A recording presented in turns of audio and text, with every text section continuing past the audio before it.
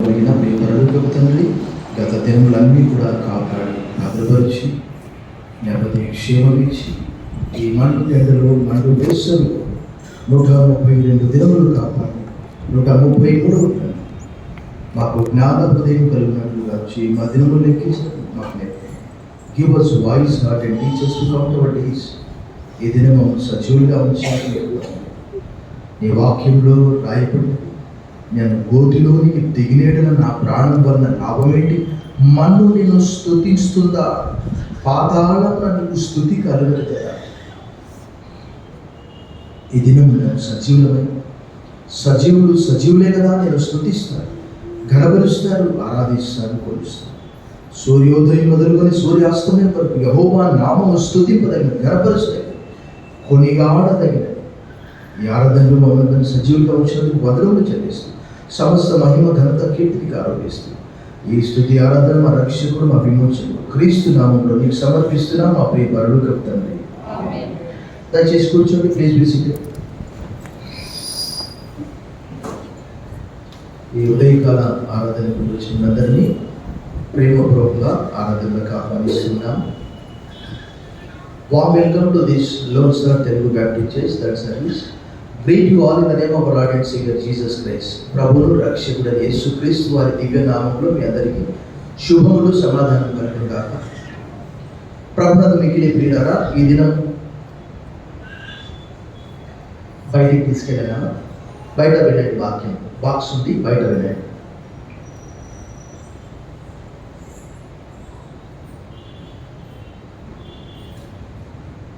ఈ దినము మనందరికీ తెలిసిన రీతిగా ఏంటి ఈ దినము? నాకంటే మీకే ఎంత తెలియదు. I wish you all the mothers a happy mother's day. మీరు కూడా తల్లులైనటువంటి వారందరూ ఒకరికొకరు కూడా విషయం చెప్పుకోండి.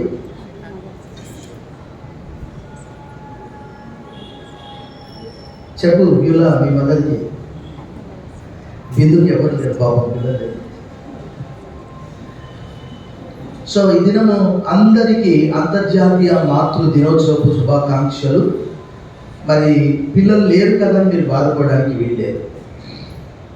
ఇక్కడ అనేక మంది ప్రార్థన ద్వారా ఈరోజు సహోదరి భారతి పాట పాడవలసి ఉండే, ఎవరు రాలేదు. మొన్న ఆమె నాకు చెప్తే నేను ఆశ్చర్యపోయినా. ఆమె వయసు 63 సంవత్సరాలు, ఆమె పిల్లలు దాదాపుగా 25 సంవత్సరాల వయసు. ఆమెకు చాలా పిన్న వయసులో వివాహం అయింది. ఆమె సంతానం కొరకు 16 సంవత్సరాలు ఎదురు చూసిందట. ఆశ్చర్యపోయాను. 16 years, such a long period కదా. 2 కుమారులు, వారు ఇక్కడే బ్యాప్టిజం తీసుకున్నారు మన చర్చిలో. చప్పట్లు కొట్టి దేవుని మహిమ. ఇంకా అనేక మంది ఉన్నారు. మరి బిందు కూడా వివాహమైన తర్వాత చాలా సంవత్సరాలకు పిల్లలు లేరు. తర్వాత ఈ మధ్యలో బెన్ జాన్సన్ హదర్ష, వారు కూడా దాదాపుగా 7 సంవత్సరాలు. దేవుని వాక్యంలో రాయబడ్డది, is anything too wonderful for the lord. యెహోవాకు అసాధ్యమైనది ఏదైనా. నాకు కూడా మొట్టమొదటిగా కుమారుడు పుట్టాడు. కుమారుడు పుట్టిన తర్వాత వాస్తవం అన్నది, యేసుప్రభు వారు నిజమైన దేవుడు అయితే నాకు ఒక కుమార్తె పుట్టాలి, అది కూడా ఆమె అంట తెల్లగా ఉండాలట, ఆమె కోరిక. అయితే వాస్తవంగా చెప్తున్నాను, నేను రక్షించబడ్డ కొత్తలో ఒక ఉత్తరం రాశాను డిజిఎస్ దినకరన్కి. ఎప్పుడు ఇదంతా 99వ సంవత్సరం. రాస్తే ఆయన రిప్లై ఇచ్చాడు, my dear son, surely you will receive a baby girl అన్నట్టు రాశాడు. నిజంగా ఈరోజు సంతానము లేదని బాధపడే వారందరూ కూడా దేవుడు ఇస్తాడని నమ్మి చప్పట్లు కొట్టాడు. ఈ దినం నేను ఎంచుకున్నటువంటి లేఖన భాగం నేను ఆలోచన చేస్తున్నాను, ప్రభు ఏం చెప్పాలి అని. ఆ సమయంలో మనమందరం కూడా మన తల్లి గర్భంలో నుండి పుట్టాము, మనందరికీ తెలుసు. కానీ పుట్టాము, కానీ మన జీవితంలో మనకు రక్షణ లేదు. దేవుడి వాక్యంలో కీర్తనకారుడు ఏమంటాడు? దేవా, నేను పాపంలో పుట్టినవాడు, పాపంలోనే నా తల్లి నన్ను గర్భమున. మన మొదటి పుట్టుక మన పాపంలోనికి నడిపించింది. బైబిల్ అంతటిలో కూడా రాయబడి ఉన్నది. అంటే హవ ద్వారా అనుకుందాము, హవ సంతానం అని అనుకుందాం. అయితే తిరిగి క్రీస్తు మనందరినీ కూడా ఒక మరలా నూతన జన్మ ద్వారా మనమందరం ఈరోజు ఇక్కడ కూర్చున్నాము అంటే, ఉదాహరణకు ఒక తల్లి ఈ లోకంలో ఒక శిశువుని తీసుకొని రావాలంటే ఎంత ఆ ప్రసవ వేదన తను బాధపడుతూ ఉన్నారు. మనందరికీ తెలుసు, ఒకానొక సందర్భంలో ఒకానొక సమయంలో ఆ ప్రసవ వేదన పడలేక, సరైన ఆసుపత్రి లేక, సరైన కాన్పు జరగక తల్లి ఏమైంది, మరణమా జీవమా అక్కడే తేలిపోయేది. అయితే యేసుప్రభు వారు మనందరినీ కూడా ఎలా కన్నాడు అనేది భక్తుడు యాకోబు తెలియజేస్తున్నాడు. యాకోబు గురించినటువంటి క్లుప్త పరిచయం నేను చేస్తాను. ఏంటంటే, యాకోబు ఎవరో కాదు, ఎవరైనా యేసుప్రభు యొక్క సహోదరుడు ఆయన. యాకోబు అంటే ఎవరో కాదు, మనకు బైబిల్లో మనం చూస్తాం. అక్కడ వారందరూ, అక్కడ ఉన్నటువంటి వారందరూ ఏమంటారు, ఇతడు యాకోబు, యోసే, యూదా, సీమోను అని వారి సహోదరులు వీరందరూ ఇక్కడ ఉన్నారు కదా, ఇతడి సోదరిమణులు మనతో కూడా ఉన్నారు కదా అని మత్తయి సువార్త 13:55, మత్తయి సువార్త 13:56, మార్కు సువార్త 6:3లో. అంటే సహోదరులలో యేసుప్రభు తర్వాత అందరికంటే పెద్దవాడు అన్నమాట. ఆయన తర్వాతనే మిగతా వాళ్ళందరూ. ఆయన తర్వాత మనం చూసాం ఏంటి అంటే, ఆయన పునరుత్థానుడయ్యేంత వరకు కూడా యేసుప్రభును నమ్మలేదు. మనం యోహాను సువార్త 7:2-5 చూస్తే, ఆయన సహోదరులైనను ఆయన యందు విశ్వాసం ఉంచలేదనే మాట మనం చూస్తాం. పునరుత్థానుడైన తర్వాత ఆయన నమ్మాడు. కొరింథీయులకు రాసిన మొదటి పత్రిక 15:7 పౌలు అంటాడు, మరి యేసుక్రీస్తు సహోదరుడైన యాకోబుకైనా కనిపించాడు అని అక్కడ తెలియజేస్తాడు. తర్వాత మనం చూస్తే యెరూషలేము యొక్క కౌన్సిల్లో ఆయన ముఖ్యమైనటువంటి మూల స్తంభముగా ఉన్నాడు. గలతీ పత్రిక 2:9 ఆ విషయం రాయబడ్డది. అంటే యాకోబు, కేఫా, యోహాను ముగ్గురు కూడా పిల్లలట ఆది సంఘంలో. అలాంటి వ్యక్తి ఈ ఉత్తరం రాస్తూ ఉన్నాడు. తను తాను యేసుక్రీస్తుకు దాసునిగా మరి కన్సిడర్ చేస్తూ ఈ వాక్యం మనము యాకోబు పత్రిక 1:16-18 వరకు మనం చదువుకున్నాము. 17 అంటాడు, ప్రతి శ్రేష్టమైన ఇవి సంపూర్ణమైన ప్రతిఫలము పరసవంతమైనదే జ్యోతిర్మయుడకు తండ్రి యొద్ద నుండి వచ్చును. ఆయన యందు ఏ చంచలత్వమైనను గమనాగమనం పొందగలవు, ఏ ఛాయ అంటే ఆయన మార్పు చెందినటువంటి వాడు. అన్ని మారుతాయి.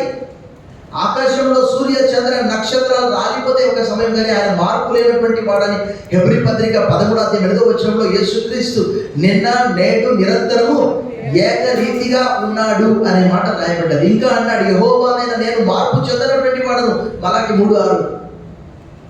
దాని తర్వాత చూడండి, మొట్టమొదటి సృష్టి అంతా కూడా పాపంలో పడిపోయింది, మనందరికీ తెలుసు.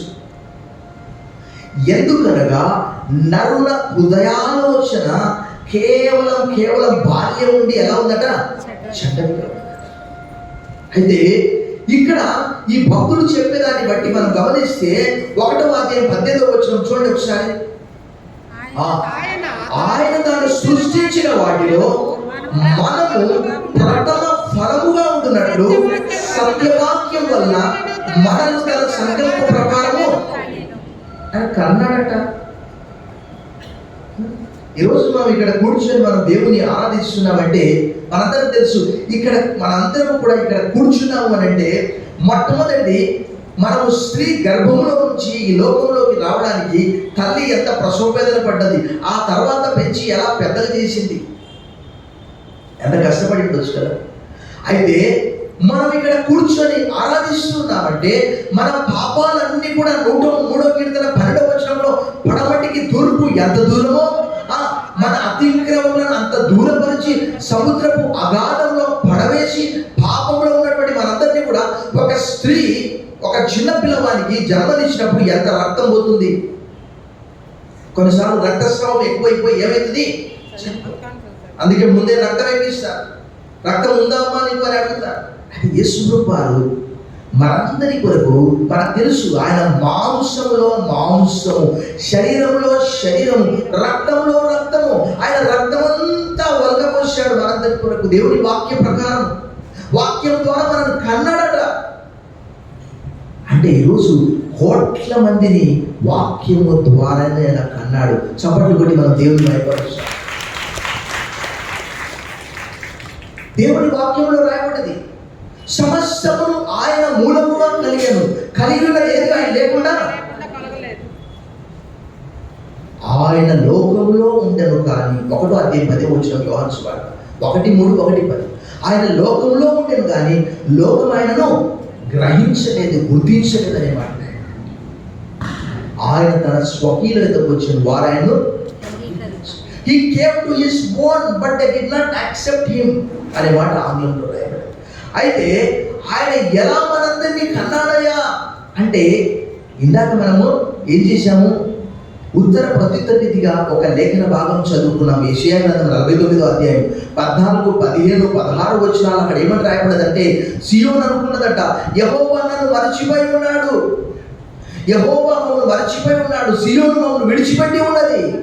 అప్పుడు ప్రభు అంటున్నాడు, ఏమంటున్నాడు చెప్పండి, స్త్రీ తన గర్భమున పుట్టిన చంటి పిల్లను కరుణింపకుండా మనుషుల నోట్లో దేవుని వాక్యం ఉంటుంది. నేను పడుకుంటే రాత్రంతా వాక్యమే ఉంటుంది, ఏం కలలు రాదు. ఎన్ని వాక్యాలు అంటే ఒక 2-3 వేల వాక్యాలు మైండ్లో ఉంటాయి. పడుకొని ఉంటే అవే వస్తుంటాయి. రాత్రి చదువుకుంటే అదే. రాత్రి ఒకవేళ ఈరోజు చాలా మంది ఫ్రీ డాటా అని చెప్పి 2 సినిమాలు డౌన్లోడ్ చేసుకో, రాత్రి దయమై పడుతుంది, నీకే భూతమై పడుతుంది. కొంతమంది హర్రర్ మూవీస్ చూస్తూ ఉంటారు, ఉలిక్కి పడుతూ ఉంటారు. దేవుని వాక్యం ధ్యానం చేయండి. రాత్రి అంతా నాకు వాక్యం మైండ్లో తిరుగుతూ ఉంది, వాక్యాలన్నీ కూడా తిరుగుతూ ఉన్నాయి. నువ్వు ఏది చదివితే యెహోవా ధర్మశాస్త్రం నందు ఆనందించు, దివారాత్రం దాన్ని ధ్యానించువాడు ధన్యుడు. అతడు లేక ఆమె నీటి కాలంలో ఎవరైనా నాటబడ్డది ఆకుపడక తన కాలంలో ఫలమిచ్చేయడం వల్లే ఉండు. అతడు లేక ఆమె చేయనంతయు their delight is in the law of the Lord, and they meditate on his law day and night. They are like trees planted by streams of water, which yield their fruit in its season, and their leaves do not wither. In all that they do, they prosper. ఆకాశమందు నీ వాక్యం నిత్యము నిలకడగా ఉన్నది, నీ విశ్వాస్యత తరతరములు ఉండును. 119వ కీర్తన 89-90. Heaven and earth may pass away, but my words will never pass away. అన్ని కొంతకాలానికి మనం చూసేవన్నీ కూడా దృశ్యమేవే అనిత్యములని భక్తుడు పౌలు అంటాడు. కొరింథీయులకు రాసిన 2వ పత్రిక 4:17-18 వచనాలు. సో ప్రభు అన్నాడు, వారితో అన్నాడు, స్త్రీ తన గర్భంలో పుట్టిన చంటి పిల్లను కరుణింపకుండా మర్చిపోతుందేమో, తానైనా మరుస్తుందంటే నిన్ను చూడుము, నిన్ను అరచేతుల మీద నిత్యము నీ ప్రాకారము నా ఎదుట ఉన్నవేనన్నాడు. ఆయన మనందరికీ తెలుసు, మన మార్చి మాసంలో 29 గుడ్ ఫ్రైడే, 31 ఈస్టర్ ఆరాధన జరుపుకున్నాం. ఆయన మనందరినీ నూతన సృష్టిగా మార్చడానికి కొరింథీయులకు రాసిన 2వ పత్రిక 5:17 ఎవడైనను క్రీస్తునందునడిన వాడు నూతన సృష్టిగా మార్చడానికి ఆయన రక్తము, ఆయన మాంసము, ఆయన తలపై ముళ్ళగిరిడం, ఆయన పక్కలో పల్లెకు పోటు, ఆయన చనిపోయాడా లేదా అని చూడడానికి ఒక దుష్టుడైన సైనికుడు ఏం చేశాడట, ఈటితో కూర్చాడు. కూర్చితే ఏమొచ్చినాయి, నీళ్లు, రక్తం వచ్చినాయి. ఆయన రక్తం అంతా ధారపోసాడు. నేను రక్షించబడ్డ కొత్తలో ఒక మూవీ చూశాను, ఎంతమంది చూశారో నాకు తెలియదు. మూవీ అంటే మీరు అనుకున్నారు పాస్టర్ గారు సినిమా కూడా వెళ్తాడని. యేసుప్రభు మూవీ అది. ఏం సినిమా అది? బెన్హార్. చూశారు ఎవరైనా? యేసుప్రభు వారు కొండపైన సిలువై పడితే ఏం జరుగుతుంది ప్రసాద్? రక్తం అంతా కొండ కిందికి పోతే, కొండ కింద ఎవరుంటారు? కుష్ఠరోగులు. ఆ రక్తము ఏర్లై పారి ఆ కుష్ఠరోగుల మీద పడితే కుష్ఠరోగులందరూ కూడా శుద్ధిపరచబడతారు. చప్పట్లు కొడి దేవుని మహిమపరుస్తారు. The blood of Jesus cleanses us from every sin. యేసు రక్తం ప్రతి పాపం నుండి మనల్ని పవిత్రులుగా చేయను. రక్తం చిందించకుండా పాపంలో క్షమాపణ కలగదని సాధారణంగా చెప్పవచ్చును. హెబ్రీ పత్రిక 9:22. ఆ రక్తము అమూల్యమైన, నిర్దోషమైన, నిష్కలంకమైన ఆ రక్తమైన చిందించాడు. మన తల్లి మనకు జన్మనిస్తే మనం పాపంలో పడిపోయాం. అందుకే యాకోబు పత్రిక 1వ అధ్యాయంలో చూడండి, అక్కడ ఏమంటాడు? 15వ వచనం చూడండి. దురాశ గర్భము ధరించి పాపములు కనగా పాపం పరిపక్వమై మన మొదటి జన్మ మరణాన్ని తీసుకొని వచ్చింది. అంటాడు కదా, పాపము చేసి గడించితి మరణం శాపమేగా నేనార్జించినది. పాపము చేసి గడించితి మరణం శాపమేగా నేనార్జించినది. కాపరిపై నన్ను బ్రోచితివి, కాపరిపై నన్ను బ్రోచితివి.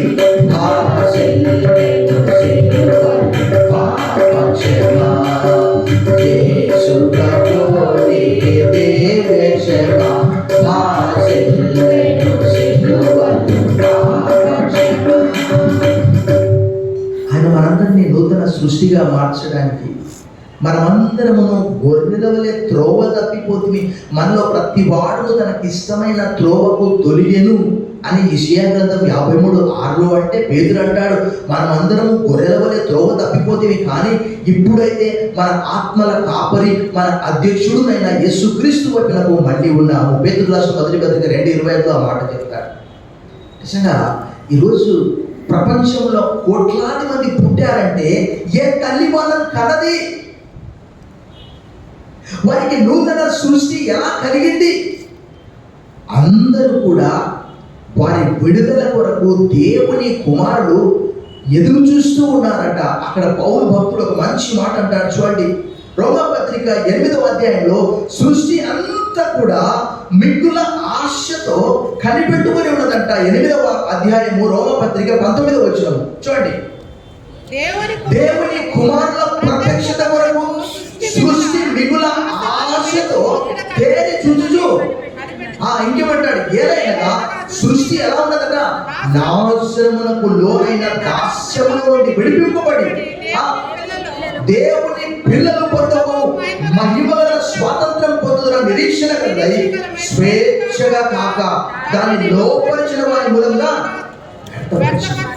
అంటే ఈ పాపము శరీరంలో ఉన్న వాటి నుంచి విడుదల కావాలి మనకు. అది ఎలా కలుగుతుంది అంటే కేవలము క్రీస్తు వలనే. ఒక తల్లి ప్రసవ వేదన ఎలా పడుతుందో ఆయన లూకా సువార్త 22వ అధ్యాయంలో అక్కడ లూకా భక్తుడు, ఆయన డాక్టర్ కాబట్టి ఆయన రాస్తూ ఉన్నాడు. లూకా సువార్త 22 ఏమంటున్నాడు అక్కడ చూడండి, అక్కడ 22:44 ఆయన వేదన పడి మరింత ఆతురముగా ప్రార్థన చేయగా ఏం జరిగిందట, ఆయన చెమట నేలపడుచున్న గొప్ప రక్త బిందువులు. నాదే తెలుసు, ఆయన చెమట ఏమైపోయిందట, రక్తంలాగా మారిపోయింది. ప్రభుత్వంతో మీకు ఇది ప్రియులారా, ఈ మధ్యాహ్నకాల సమయంలో ఈరోజు ప్రపంచవ్యాప్తంగా ఎంతమంది తిరిగి జన్మించారు అంటే ఒక తల్లి ఒకేసారి ప్రసవ వేదన.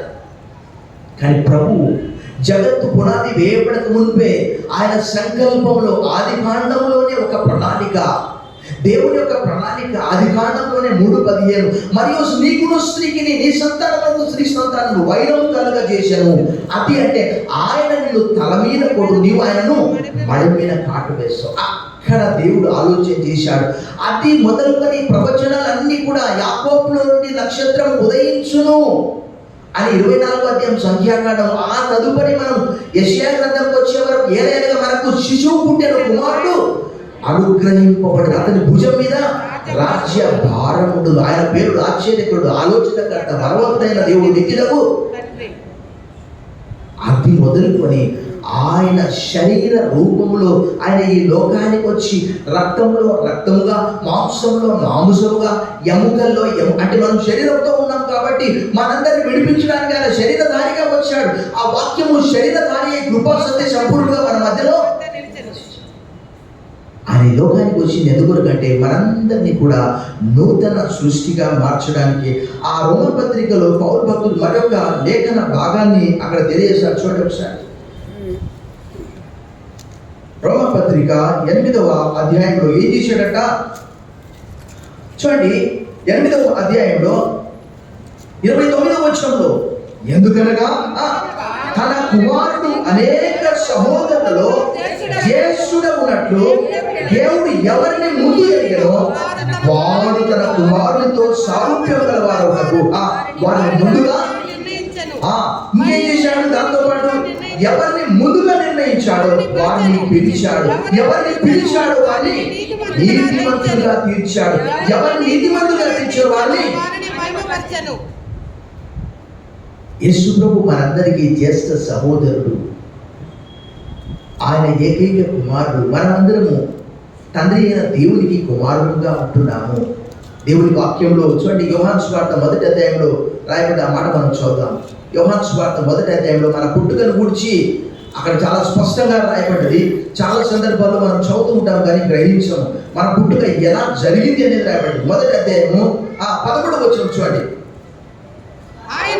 వారు దేవుని వలన పుట్టినవాడే కానీ రక్తం వలనైనను శరీరేచ్ఛ వలనైనను మానుషేచ్ఛ వలనైనను పుట్టినవారు చాలు.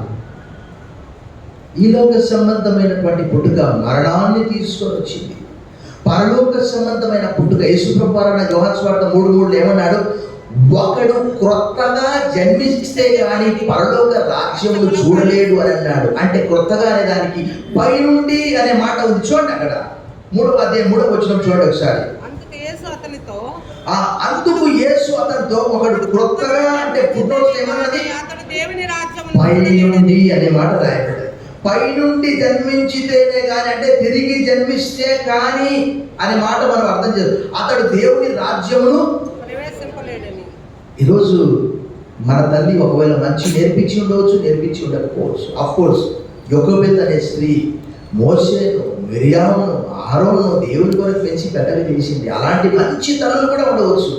కానీ నేను వార్తాపత్రికలో చదివాను, ఒక తల్లి అట ఉదయం లేచి పిల్లల్ని దొంగతనానికి పంపించేదట సికింద్రాబాద్లో. ఏంటి అంటే మంచి మంచి పెద్ద పెద్ద పెళ్లిళ్ళలో వెళ్ళి మంచి దొంగతనాలు చేసుకోండి రండిరా, ఆ డబ్బులు తీసుకొని రండి.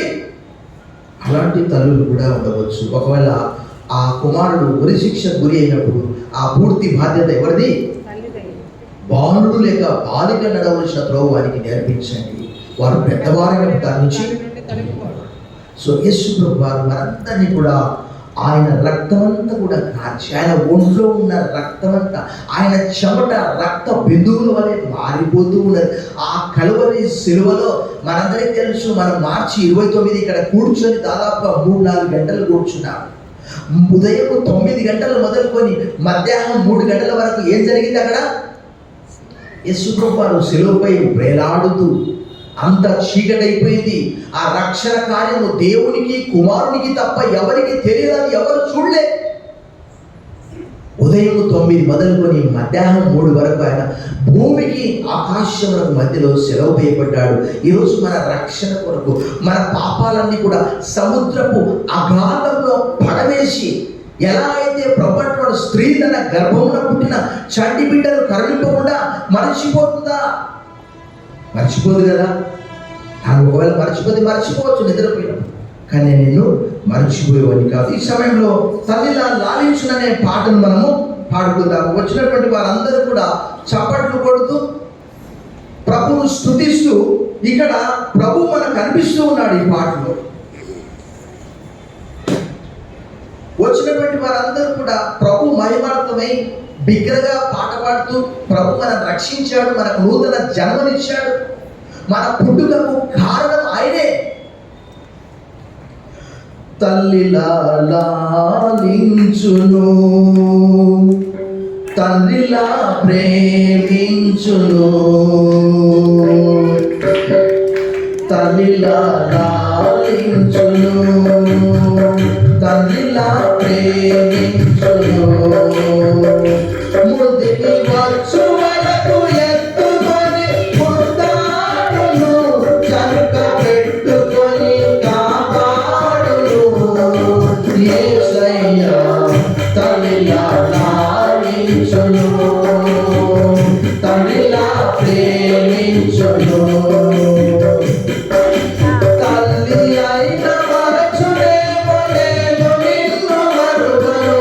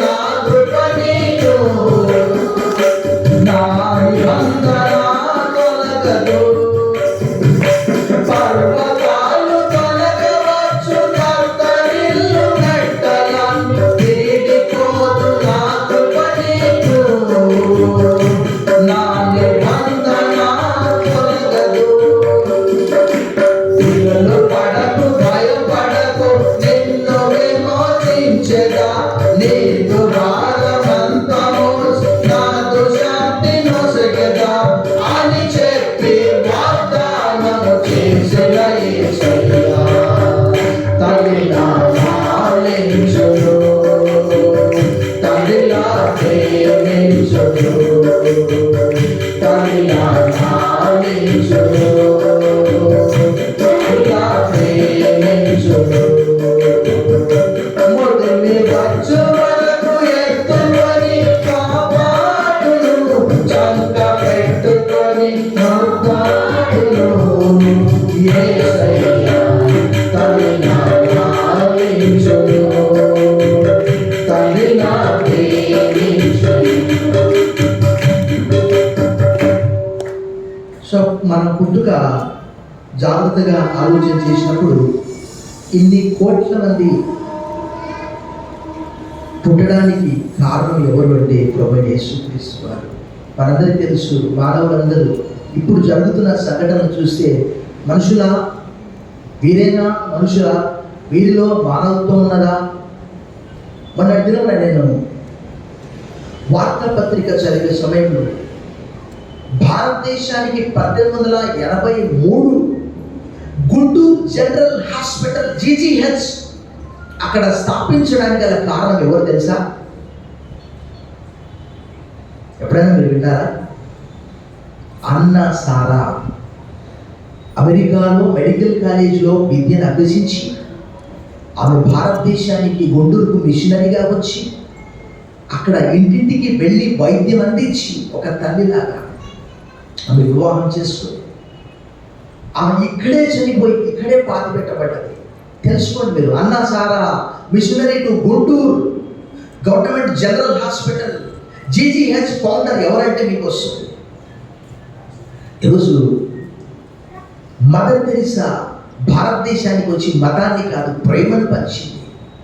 ప్రభు అన్నాడు, మీరు వెళ్ళి సమస్త జనులను శిష్యులంగా చేయండి, నేను మీకు ఏ సంగతులను ఆజ్ఞాపించదు వాటన్నిటిని కూడా బోధించండి, ఇదిగో యుగ సమాప్తి వరకు సదాకాలం మీతో కూడా ఉన్నానన్నాడు. I will be with you till the end of age. I will never leave you nor forsake you. నేను ఏమాత్రం విడువను. ఏ తల్లి అయినా అలా చెప్తుందా? నాయన ఎప్పటికీ నీతోనే ఉంటా. చాలా కాలం క్రితం ఒక స్టోరీ చదివాను. జపాన్లో ఇప్పుడు ప్రస్తుతం వృద్ధాప్యం వస్తే ఏం చేస్తున్నారంట, నెమ్మదిగా తల్లిదండ్రులను పనివారిని పెట్టి ఆ అన్నంలో స్లోగా విషం పెట్టి చనిపోయేటట్లు చేస్తున్నారట. కారణం ఏంటి తెలుసా? జపాన్లో 100 సంవత్సరాలు 110 సంవత్సరాలు బ్రతుకుతారు ఒక్కొక్కరు. ఒకనొక సందర్భంలో ఒక వృద్ధ స్త్రీ వయసు అయిపోయింది చాలా కాలం క్రితము. అక్కడ ఒక వాడుక ఉన్నది. ఏంటి అంటే వృద్ధాప్యం వచ్చిన తర్వాత తీసుకుపోయి అడవిలో విడిచిపెట్టి వచ్చేవారట. ఒక దినము తల్లిని భుజం పైన ఎత్తుకొని కుమారుడు వెళ్తూ ఉన్నాడట. అయితే ఆ తల్లి ఏం చేస్తుంది తెలుసా? ఆ దారిలో వెళ్ళే సమయంలో ఒక్కొక్క ఆకు చించి వేస్తుందట. కుమారుడు అడిగాడట చివరికి చాలా దూరం పోయిన తర్వాత, అమ్మ ఎందుకమ్మా ఆకు చించేస్తున్నావు అంటే, నాయన నేను ఎట్లా ఆహారం నీళ్ళు లేక చచ్చిపోతాను, కనీసం నీవైనా ఈ అడవిలో చిక్కుపడకుండా జాగ్రత్తగా వెళ్ళాలని నా ఆలోచన. ఆ తల్లికి హ్యాట్స్ ఆఫ్. చప్పట్లు కొట్టి మనం దేవుడు అనుభవిస్తాం. ఆ తల్లికే అంత ప్రేమ ఉంటే రక్తం ఇచ్చి కొన్నటువంటి మన దేవునికి అంత ప్రేమ మన పట్ల. కొరింథీయులకు రాసిన మొదటి పత్రిక 6వ అధ్యాయం 10వ వచనం 19వ వచనం చూడండి ఒకసారి. కొరింథీయులకు రాసిన మొదటి పత్రిక 6వ అధ్యాయం 19వ వచనం. మీ దేహము దేవుని వల్ల మీకు అనుగ్రహింపబడి మీలో ఉన్న పరిశుద్ధాత్మకు ఆలయమై ఉన్నదని ఎరగరా? మీరు మీ సొత్తు కారు. ఎవరంట మీరు విలువ పెట్టి కొనబడిన వారు కనుక మీ దేవునితో దేవుని ఎలాంటి విలువ అనేది పేతురు గారు తెలియజేస్తారు. పేతురు రాసిన మొదటి పత్రిక 1వ అధ్యాయంలోని అలేఖన భాగం చదువుకొని మనం ముగించుకుందాం. పేతురు రాసిన మొదటి పత్రిక 1వ అధ్యాయంలో చాలా చక్కగా చెప్తాడు. 12వ వచనం, పితృపారంపర్యమైన మీ వ్యర్థ ప్రవర్తనలు విడిచిపెట్టునట్లుగా వెండి బంగారముల వంటి క్షయ వస్తువుల చేత మీరు విమోచింపబడలేదు. కానీ ఎలా విమోచింపబడ్డారు? అమూల్యమైన రక్తము చేత, అనగా నిర్దోషమును నిష్కళంకమునకు గొర్రె పిల్ల వంటి క్రీస్తు రక్తము చేత విమోచింపబడిందని మీరు ఎరుగుదురు కదా. ఇశ్రాయేల్ పస్పాన్ అన్నాడు. ఇశ్రాయేల్ నా జ్యేష్ఠ పుత్రుడు. దేవునికి పాత నిబంధనలో ఎవ్వరు కూడా వ్యక్తిగతంగా కుమారులు కుమార్తె లేరు. కానీ నూతన నిబంధన ప్రకారం దేవుడు అన్నాడు, మీరందరూ నా కుమారులుగా నా కుమార్తెలుగా పిలువబడుచున్నారు అని కొరింథీయులకు రాసిన 2వ పత్రిక 6వ అధ్యాయంలో ఆ చివరి 18వ వచనంలో అన్నాడు, మరియు నేను మిమ్మల్ని చేర్చుకొందును, మీకు తండ్రినై ఉందును, మీరు నాకు కుమారులను కుమార్తెలై ఉందురు అని సర్వశక్తి గల ప్రభువు చెప్పుచున్నాడు. ఆ తల్లి వయసు 60, 70, 80 సంవత్సరాలు. కానీ ఈ తల్లి, ఈ పరలోకపు తల్లి, God not only the father but he may be a mother. ఎందుకంటే యెషయా గ్రంథం 40వ అధ్యాయంలో చూస్తే మనము అక్కడ ఏమనుకుంటాం, అక్కడ పాలిచ్చు వాటిని ఆయన మెల్లగా భుజం పైన వేసుకొని నడిపిస్తాడట. 40వ అధ్యాయంలో ఒకసారి చూడండి ఆ మాట. యెషయా గ్రంథం 40వ అధ్యాయంలో భక్తుడు అలా దేవుని ప్రేమను చిత్రీ 40:11 గొర్రెల కాపరి వలె ఆయన తన మందను మేపును, తన బాహువుతో గొర్రె పిల్లలను కూర్చి రొమ్మున ఆడించుకొని మోయను, పాలించువాడికైనా. మదర్ తెరిసా చిన్నపిల్లలు మామూలుగా వాళ్ళకి విరేచనాలు అయ్యే సమయంలో ఆమె తెల్లటి బట్టలు చూడండి. భారతదేశంలో ఎంత మొన్నటి వార్తాపత్రికలు ఏంటి అంటే, రాబోయే దినాల్లో హిందువుల జనాభా పూర్తిగా తక్కువైపోతుంది. ఎందుకంటే మైనారిటీల సంఖ్య పెరిగిపోతుంది.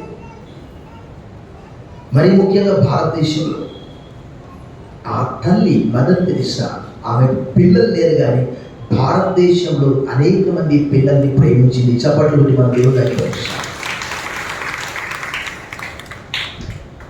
ఈ పరలోకపు తల్లి మనందరినీ కనడానికి ఆయన ఎంత ప్రసవేదన పడ్డాడు.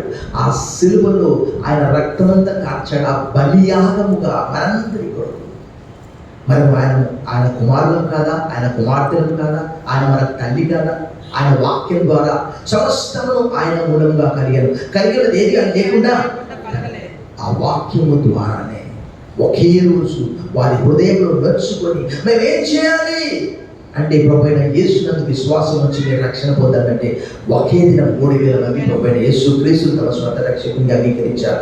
అది మొదలుకొని ప్రపంచవ్యాప్తంగా కోట్ల మంది విశ్వసిస్తున్నారు. తల వచ్చని ప్రార్థన చేశాను.